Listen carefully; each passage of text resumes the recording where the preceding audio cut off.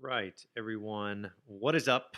Welcome to the Sound Money Podcast live stream here, right from the channel, right from the YouTube channel. So I created this YouTube channel around the Sound Money Podcast so that I could do things in real time, live, unedited for everybody, and very similar to the podcast, but in video format. There's also a clips channel, so the links to that and the social media and everything, all that good link will be in the description below.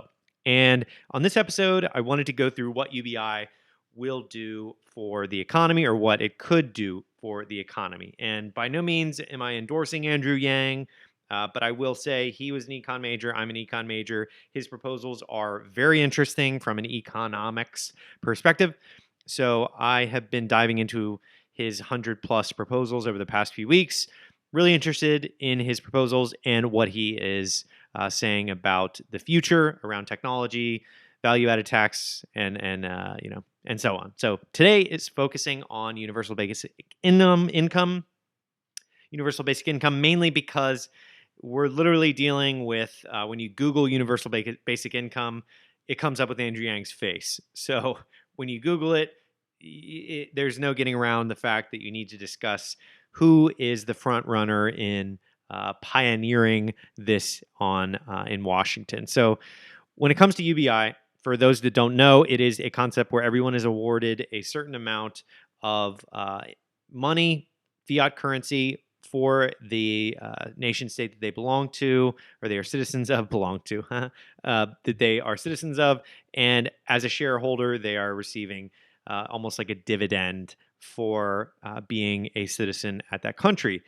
And the idea here is that, a lot of people like Martin Luther King have advocated for this in the past to help at least put a floor in under people to help them, get back on track. And I wanted to show some actual numbers. So there's a lot of people out there that think that, giving people the just money is not going to benefit the wider population. And I don't necessarily disagree with those people. There's always going to be people that just don't do anything when you give them things. But at the same time, it's important to acknowledge things that we don't understand around mental health and what it does to someone when they don't have to worry about a certain bill if they know they can't pay their mortgage 1 month, or they know that they can't pay for a medical bill if it pops up. There is a substantial amount of data out there that is showing it actually reduces your IQ. And Andrew Yang, bring him up again because this is very related to his platform that he's talking about with universal basic income. He actually says that it removes one standard deviation, like your IQ decreases by one standard deviation by not being able to make bills and stressed from financial burden. So his mentality is that it is a financial or it is a mental health situation. And I agree with that. I agree that that is something that they do not necessarily teach in school. That is something that you can't read about in any of the economics books. I was an econ major, loved game theory, studied all different types of theories, Karl Marx, Adam Smith, all of those good people in traditional economics. But nowhere in there did we talk about mental health, and that is a bubbling to the top topic right now, and I wanted to talk about it. So the biggest thing that would happen that MIT's study here in Finland proved was that it did not push people to go towards the workforce. Right here, as you can see, from January 2017 to December 2018, 2,000 unemployed people in Finland received an unconditional monthly payment of 560, is that euro? $634 instead of their usual unemployment benefit, a similar sum. The goal was to see if this would help them get back into work. The pilot found that basic income recipients were no more likely to find work than a control group who did not receive the payments. However, they reported significantly better overall well-being. So this is a final report on the trial will be released in 2020. So big report will come out next year.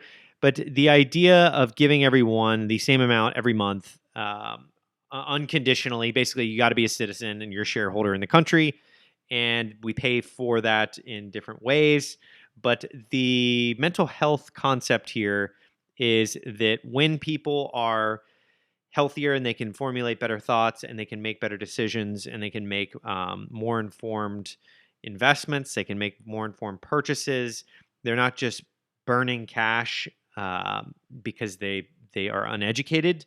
I think that that is a big problem in the United States specifically. I do think that non-accredited versus accredited investors, that whole protection for people is a little bit of an issue or a big issue for people getting access to high yielding assets. I do believe that with universal basic income, applying a floor will actually give people the freedom to move on to actual projects that they're interested in, and the gross domestic product should be redefined.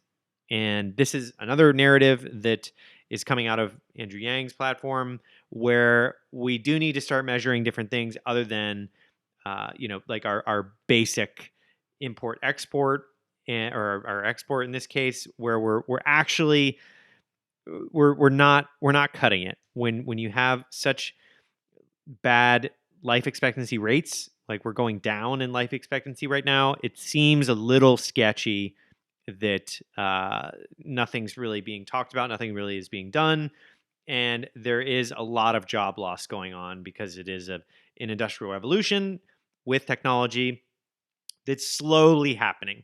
By no means is it going to happen overnight. I don't necessarily agree with any of the people out there that are saying, hey, this is going to happen tomorrow, kind of like just generating fear out of people. I really don't like that. I think that we are nowhere near the stages that a lot of these people are claiming that we are with AI and things like that. But I do think, in terms of what the economy will do if universal basic income is implemented, every month each citizen will get that, let's say $500 a month or $1,000 a month or $2,000 a month, whatever it is. And what will happen is that money will go to probably their local stores, a majority going to Amazon that is being taxed probably to pay for this thing. And I do think that when mental health is at a peak, when people are actually enjoying their everyday life, they're not struggling to get by, they're not freaked out about paying for their next meal. I do think that there is going to be more spending.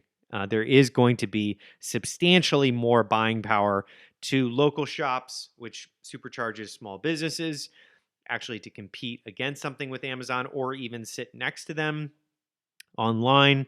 And with that said, I do think that something like Naval Ravikant's statements around the future of what's going to happen online with various websites, where you're dealing with Amazon as the Goliath, and then you're going to have millions, plural, of small brands. So individuals with brands, whatnot, selling products online. I think that that is how small businesses are going to operate in the future. And I do think that universal basic income is a unique way of reaching that. Without that, you're going to have a massive quantity of people that are taking that risk to start a business and be one of those tail end, um, million businesses next to Amazon. That's basically like if you went into a mall, Amazon would be the mall. They have all these shops, and your shop is like one on a back aisle. Yeah, back aisle, getting some of the backdraft of people coming in to online, aka Amazon, to shop around. And I do think that when we're talking about motivating people, getting people going, getting people interested in actual business, I do think that universal basic income is something that would create more buying power.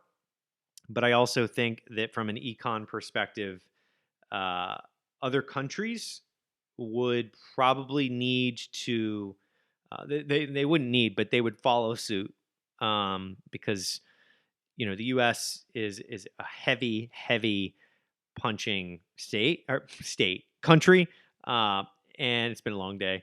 It's been a very long day, actually. multiple interviews coming out soon on the podcast, link in the description.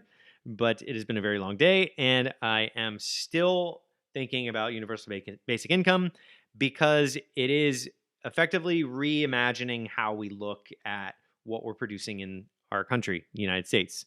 And as you can see from the background here, national debt, I like to have those running because you get a chance to see exactly the GDP ratio, the public debt and GDP ratio. That gives you a perspective on how quickly our burn rate is and what our burn rate is. And the fact that we're a borderline bust when you have GDP and debt neck and neck, you're something has to happen. And yes, this would cost a substantial amount, but what would happen is if you're taxing with a value added tax for each transaction based on uh, Andrew Yang's proposal, and you have the internet businesses that aren't paying any money online or any taxes online, sorry. If you're taxing them for value add to the citizens of a different country or the United States, for example, they are going to pay for the actual distribution of that universal basic income. But there is a time frame where that jump needs to happen. And as you can see here from the Finland test, they aren't going to be going back to work. You can see that the recipients were not likely to find work more than the control group. So I think that there is going to be a jump that's going to happen where if Amazon and Google and Uber and everybody's eating all of this value out of the purchasing power of the country and people are losing jobs, the purchasing power is going down, and it's rising through the ranks of those companies that are suctioning off that value. You're going to need at some point to increase the purchasing power of the consumers. So your consumption and your production are become a topic of conversation, which I love, and I don't know if everybody else is as bullish on these types of topics, but I do think that at this point it is a very important topic. I love that it's coming up in debates and conversations online and content online. I love that it's on news outlets because it's not necessarily all about the $1,000 a month, and it's not about the universal basic income that people are talking about. It's the fact that they're talking about the issues that are facing millions, hundreds of millions of people is a good thing.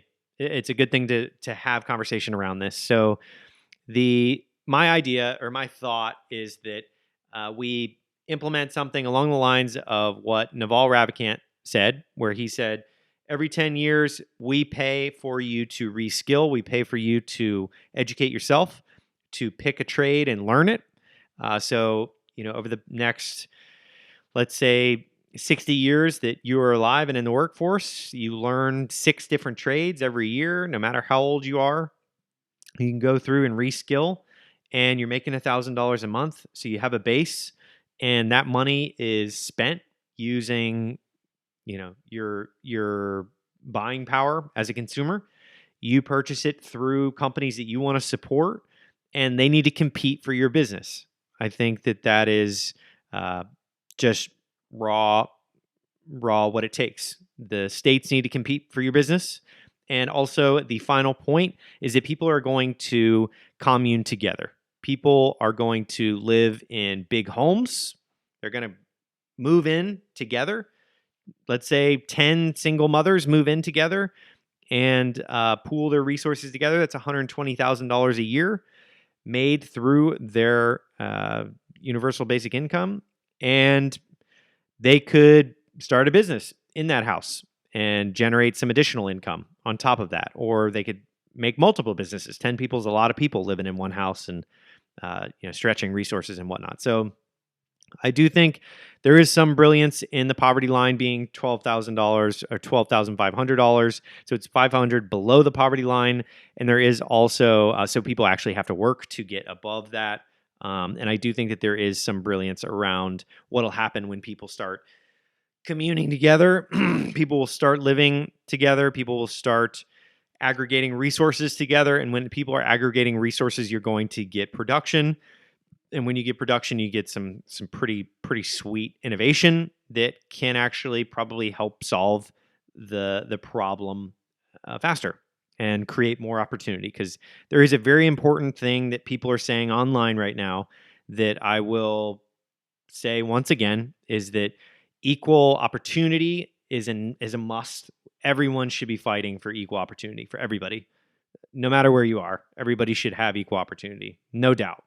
Now, the confusion is around equal outcome, and equal outcome means that if 9 people are working and they're paying taxes, and the 10th person is not working, they are receiving, the money from the other 9, like they're paying to lift that person up. Whereas what we need to do is we need to educate and help lift up the bottom percents plural, and get them educated, get them healthy, get them mentally fit, get them back in the saddle, and help them because that people are they're throwing things around on the internet now, and I think there's a lot of things being lost in translation. In the reality, you just need to help each other out, and there's a lot of noise going on about different things, and I don't want this to be some sort of political rant podcast at all. I want to discuss things like the macroeconomics of universal basic income, and the fact that it is effective when we reimagine GDP. So we need to first reimagine that. We need to define that, and then back into that with something like universal basic income. And that's pretty much my rant about, not rant. That's the podcast for today about how universal basic income would work, where all boats would rise, buying power would increase, and that would not only necessarily be in the United States, that would be internationally. So not only would it lift up the U.S., but it would lift up all other countries that are, we're in commerce with, and that's a net gain overall. So I love the idea. I love that it's in conversation with people in Washington, all over the internet. People are talking about it, and it's a topic that needs to be talked about because it's so fundamentally good for macroeconomics all across the entire globe. It will help everyone, and I think that we are in the midst of some changes, and there's going to be a jump that needs to happen between the paying for that universal basic income, the people not working, and then the buying power coming back up. And as Yang calls it, I think he calls it the trickle up economy, which is another way of saying the buying power of consumers that are going to be purchasing goods and back up into the companies that paid for it, aka Amazon, Google, Uber, all those big companies. But that is it for this podcast. I hope you guys like it. If you did, slap a like. Also, if you guys want to subscribe to the iTunes or Spotify, there are plenty of episodes on there rolling out every day now, and I'd love to see you on there. I'd love to hear from you guys in the comment section here on YouTube, and I will see you on here and the Clips channel pretty much every other day, and I'm going to be talking about more of these economics type topics, as well as some of these policies and proposals that I'm reading about now, and some of these experiments that I'm seeing around these concepts, because people are starting to experiment, which is great. It's fantastic. It's great to experiment with things that people are talking about. So that's it. I will see you guys on the next episode.